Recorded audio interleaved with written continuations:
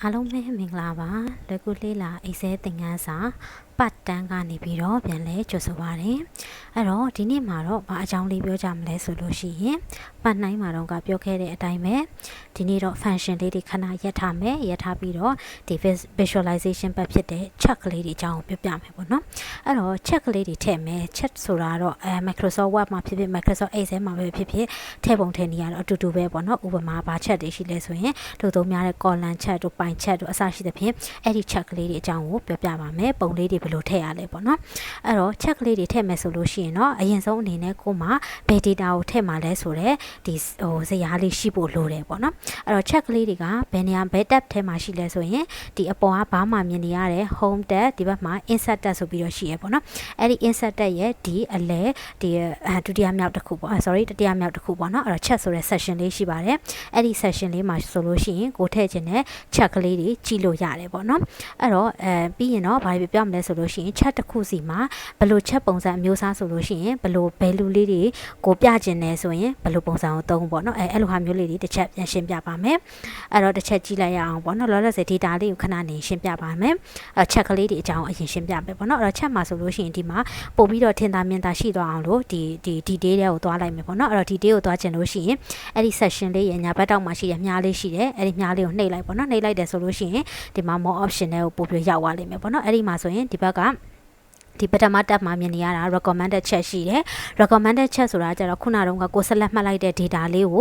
သူကဘယ်လို data မျိုးလေးပြတယ်ဆိုလို့ရှိရင်တော့ပို့အဆင်ပြေတဲ့ဟာဆိုတဲ့ဟာမျိုးလေးကို recommend လုပ်ပေးတာပေါ့နော်မဟုတ်ဘူးဆိုလို့ရှိရင်ကိုကဒီဘက်ညာဘက် tab တစ်ခုမှာရှိတဲ့ all chat မှာတုံးလို့ရတယ်ပေါ့နော်အဲ့ဒီ all chat မှာဆိုလို့ရှိရင်အရင်ဆုံးကြည့်ကြည့်ရအောင်အဲ့တော့အရင်ဆုံးဒီမှာဆိုလို့ရှိရင်အသုံးများတဲ့ chat တွေကဘာရှိလဲဆိုရင် column chat ရှိတယ် column chat ဆိုတာဒီလိုမျိုးမြင်းလေးတွေ downlight ကလေးတွေပြတာပေါ့နော် x axis နဲ့ y axis နဲ့ဒါကတော့ value နှစ်ခုပဲဆက်လက်လောက်ထားလို့နှစ်ခုစာလေးပဲသူဒီပြပေးတာပေါ့နော်preview လေးပြပေးတာဖြစ်တယ်အဲ့တော့အသုံးများတဲ့ chat တွေအနေနဲ့ဆိုလို့ရှိရင် column chat ရှိတယ်အဲ့တော့ column chat မှာဆိုလို့ရှိရင်လည်းဘယ်လို chat လဲရိုးရိုး plain chat လား 3D chat လား 2D chat လားအစရှိသဖြင့်ကိုကြိုက်တဲ့ပုံစံလေးတွေကိုနောက်ပိုင်းကိုဒီ practice လုပ်တဲ့အခါကျလို့ရှိရင်လေ့ကျင့်ကြည့်လို့ရတယ်ပေါ့နော်အဲ့တော့ဒီမှာဆိုလို့ရှိရင်တော့ column chat ကိုဘယ်လိုအခါမျိုးမှာသုံးလဲဆိုရင်အခုဒီမှာဆိုလို့ရှိရင် preview မြင်နေရတဲ့အတိုင်းပေါ့နော်ဒီကိုယ့်ရဲ့ data က month ရှိတယ်အဲ့ဒီ month အပေါ်မှာ save data တွေရှိတယ်ဆိုကြပါစို့ဒါဆိုလို့ရှိရင် तू က month alike data တွေကိုဘယ်လောက်ရှိလဲဆိုတာကိုက download column လေးတွေနဲ့ဒီ category alike ပေါ့နော်ဥပမာ January alike February alike အစရှိတဲ့ဖြင့်အဲ့လိုမျိုး month category alike ကိုမှဒီထင်သာမြင်သာပုံလေးနဲ့ပြချင်တယ်ဆိုလို့ရှိရင်အဲ့လိုဟာမျိုးမှာဆိုရင် column chat ကိုသုံးပါတယ်နောက်တစ်ခုက line chat ပေါ့နော်အဲ့တော့ line chat ဆိုလို့ရှိရင်ဒီမှာတော့ trend ကဒီပြထားတဲ့ data မှာတော့ trend ကတိတ်အတက်ကြမရှိတော့အရင်မသိတာဘူးပေါ့နော်ဟိုဘယ်လိုဟာမျိုးသိတာလဲဆိုရင်နေလိုက်ကြလိုက်ဥပမာ stock share data တွေလိုမျိုးပေါ့နော်ဥပမာ January လမှာတော့ဘယ်လောက်ရှိပြီးတော့ February မှာတော့ဘယ်လောက်ကျသွားတယ် March မှာတော့ဘယ်လောက်တက်လာတယ်အစရှိတဲ့ပြအဲ့လိုမျိုး trend လေးတွေကိုပြချင်တယ်ဆိုလို့ရှိရင်တော့ဒီ line chat လေးကိုသုံးလို့ရတယ်ပေါ့နော် line ချမ်းမှာဆိုလို့ရှိရင်လည်းခုနပြောသလိုပဲသူ့မှာဒီ line တွေကို mark လုပ်ပြီးသူ့ point တွေအလိုက် mark လုပ်ပြီးတဲ့ဟာတွေရှိတယ်ပေါ့နော်အဲ့လိုပုံစံလေးတွေကိုပြချင်တဲ့ပုံလေးကိုရွေးလို့ရတယ်ပေါ့နော်နောက်တစ်ချက်မြတ်တစ်ခုကကြတော့ပိုင်ချက်ကဘယ်လိုအခါမျိုးမှာပို့ပြီးတော့အသုံးဝင်လဲဆိုလို့ရှိရင်ဒီ category အလိုက်ပေါ့နော်ဥပမာဆိုကြပါစို့ဘယ်လိုဟာမျိုးလဲဆိုလို့ရှိရင်ကိုမှ share ရှိတယ်ကို company မှာ share ရှိတယ်ပေါ့အဲ့ဒီ share ရဲ့50%ကတော့ဘယ်သူပိုင်တာ20%ကဘယ်သူပိုင်တာအစရှိတဲ့ဖြစ်အဲ့လိုမျိုးဒီတစ်ခုလုံးမှာvalue တစ်ခုလုံးမှာဘယ်ပိုင်းကတော့ဘယ်လောက်ပါဘယ်သူကတော့ဘယ်လောက်ပါအဲ့လိုအခါမျိုးပြချင်တယ်ဆိုရင်တော့ပို့အသုံးဝင်တယ်အခုဒီမှာဆိုလို့ရှိရင်ဒါရွေးထားတဲ့ data save data ပေါ့နော် save data ရဲ့ map အလိုက်ပြမယ်ဆိုလို့ရှိရင်ကျတော့ save data ဆိုတာမျိုးကအများကြီးလာနိုင်တယ်ပေါ့နော်ဒီမှာကတော့ခုနကတော့ကိုရွေးထားပေးတဲ့ data ကနည်းနည်းလေးဆိုတော့တိတ်မသိတာဘူးပေါ့နော်အဲ့လို save data မျိုးဆိုလို့ရှိရင်တော့ပိုင်ချက်ကိုသုံးတာတိတ်မသိတော့ဘူးဒီလိုမျိုး column chat တို့ line chat တို့သုံးတာပိုသိတော့တယ်ပေါ့နော်အဲ့တော့ပိုင်ချက်ကကြတော့ဥပမာကိုရဲ့အစု share ကတော့ဖြင့်ဒီတစ်ခုလုံးကြီးရဲ့ဘယ်လောက်%ရှိတယ်ဥပမာဘယ်လိုဟာမျိုးလဲဆို profit loss တို့လိုမျိုးပါပေါ့နော်အဲ့တော့ဥပမာဒီ save data တစ်ခုလုံးမှာ profit ကတော့ဘယ်လောက်%ရှိတယ် loss ကတော့ဒီလောက်%ရှိတယ်အစရှိတဲ့ဖြင့်အဲ့လိုဟာမျိုးကိုပြချင်တယ်ဆိုလို့ရှိရင်တော့ဒီပိုင်ချက်လေးကိုသုံးတာပိုကောင်းတယ်ပေါ့နော်အဲ့တော့အခုဒီဟာမျိုးလေးတွေကဘာလို့ရှင်းပြနေတာလဲဆိုရင်ဒီကိုယ့်ရဲ့ data ပေါ်မှာ motivate လိုက်ပြီးတော့ဘယ်ချက်ကလေးတွေသုံးရင်ပို့ပြီးတော့ကြည့်လို့အဆင်ပြေမယ်ပို့ပြီးတော့ဒီကိုယ့်ရဲ့ data နဲ့ပြချင်တဲ့ data နဲ့ကိုက်ညီမှုရှိမလဲဆိုတာကိုဆုံးဖြတ်လို့ရအောင်လို့ဒါရှင်းပြပေးတာပေါ့နော်နောက်တစ်ခုဘာချက်ကကြတော့ဘယ်လိုဟာမျိုးလဲဆိုရင်ဒီ column check နဲ့သူကသဘောတရားတော့နည်းနည်းဆင်တယ်ပေါ့နော်အဲ့တော့ column check က down လိုက်ဖြစ်ပြီးတော့ဘာချက်ကကြတော့အလျားလိုက်ဖြစ်တယ်ဘာချက်မှာလည်းအဲ့လိုပဲကိုပြချင်တဲ့ data တွေကိုဘာအလိုက်ပြချင်တယ်ဆိုလို့ရှိရင်ဒီပုံစံမျိုးလေးသုံးလို့ရတယ်သူ့မှာလည်း လိုပဲ 2D တွေ 3D တွေရှိတယ်ပေါ့နော်ကိုဘယ်ဟာလေးနဲ့ပို့ပြီးတော့ပြရတာအဆင်ပြေလဲအဆင်ပြေတဲ့ပုံစံလေးကိုရွေးလို့ရတယ်နောက်တစ်ခုကကျတော့ area ချက်ပေါ့နော် area ချက်ဆိုလို့ရှိရင်လည်းအဲ့ဒီတိုင်းပဲဒီ area မှာဆိုလို့ရှိရင်ဒီ save data ကဘယ်လောက်အထိကိုဒီပြောင်းသွားတယ်လဲပေါ့နော်အဲ့လိုဟာမျိုးဒီကိုရွေးထားတဲ့ data ပေါ်မှာလိုက်ပြီးတော့ပေါ့နော်ဥပမာဒီမှာဆိုရင် map ဒီ map အရာဆိုလို့ရှိရင် save data ဘယ်လောက်ထိတက်သွားတယ်လဲဆိုတဲ့ဟာမျိုးကိုထင်သာမြင်သာကြည့်လို့ရတယ်ပေါ့နော်ဒါမျိုးလေးသုံးလို့ရတယ်နောက်တစ်ခါဒီ scatter chat ပေါ့နော် scatter chat တို့ဘာလို့ကကြတော့ကိုမှာဥပမာအခုဒါကကြတော့ဒီ data တစ်မျိုးတည်းပဲရွေးထားလို့ပေါ့နော်ဒီမှာဆိုလို့ရှိရင် तू က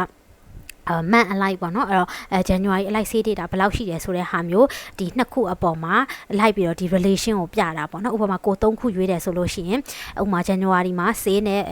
ထားလိုက်ပါတော့ loss ရှိတယ် profit ရှိတယ်ဒါမျိုးဆိုလို့ရှိရင်လည်းသူ့မှာ asset ကလေးတွေကပို့ပြီးတော့တိုးလာမယ်ပေါ့နော်ကိုပြချင်တာအမျိုးကိုပြလို့ရတယ်အဲ့တော့အောက်မှာလည်း data တွေအများကြီးရှိသေးတယ် map တို့ပေါ့နော်နောက်တစ်ခါ stock တို့ surface တို့ဒါမျိုးလေးတွေကတော့တိတ်သုံးတာနည်းနည်းရှားတယ်ပေါ့နော်ဟိုရှားတယ်ဆိုပေမဲ့ကိုရဲ့ data အလိုက်ပေါ့နော်ကိုကဘယ် chat နဲ့ပြလို့ကောင်းတဲ့ data မျိုးလဲဒါဆိုလို့ရှိရင်ကိုသက်ဆိုင်ရာချက်ကလေးနဲ့ပြပေါ့နော်အမ waterfall တွေရှိတယ် funnel တွေရှိတယ်အစားရှိတဲ့ပြင်နောက်ဆုံးတစ်ခုဆိုလို့ရှိရင် combo ပေါ့နော် combo ကတော့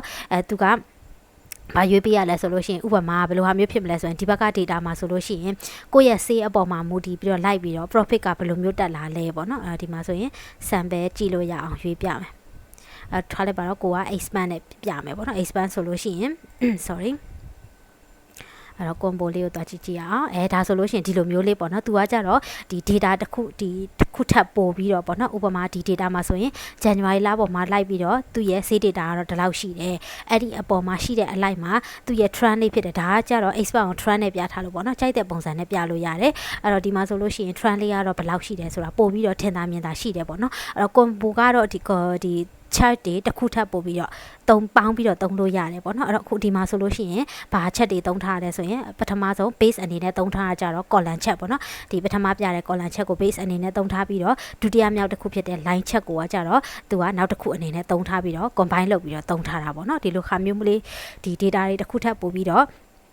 ပြကျင်တယ်ဆိုလို့ရှိရင်ကြတော့ combo check ကလေးကိုရွေးပြီးတော့တုံလို့ရတယ်အဲ့ဒါဆိုလို့ရှိရင်တော့အနေချင်းတော့ဒီမှာနားလည်မယ်ပေါ့နော်နောက်ပိုင်းကိုက advance ဖြစ်လာတယ်ဆိုလို့ရှိရင်တော့ဒီထက်ပိုများတဲ့ data တွေကိုကင်ပြီးတော့ဒီ visualization တွေလုပ်တဲ့နေရာမှာပို့ပြီးတော့မြင်သာတဲ့ data မျိုးဖြစ်အောင် chat မျိုးဖြစ်အောင်ပြလို့ရတယ်ပေါ့နော် okay ဒါဆိုလို့ရှိရင် chat လေးတွေအကြောင်းရှင်းပြပြီးသွားပြီဆိုတော့ဒီမှာလောလောဆယ် sample check ကလေးတွေကိုကြည့်ရအောင်sample check မှာဆိုလို့ရှိရင်လောလောဆယ်မြင်သာအောင်လို့ပေါ့နော်အဲ့တော့မြင်သာအောင်လို့